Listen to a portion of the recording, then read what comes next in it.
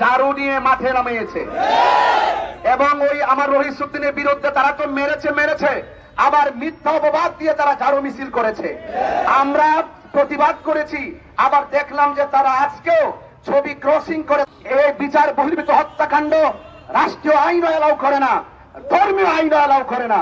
এই জন্য যারা আইন হাতে তুলে নিয়ে মত সৃষ্টি করে এই দেশকে খুনের রাজ্যে পরিণত করছে, আমরা দেখতে পাচ্ছি সরকার প্রধান খুব নীরবতা অবস্থান করছে।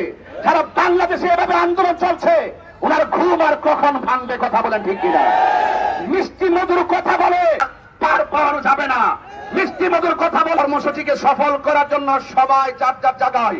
বলছি, আপনারা জানেন সারা বাংলাদেশে আগামীকাল কিন্তু অবরোধ।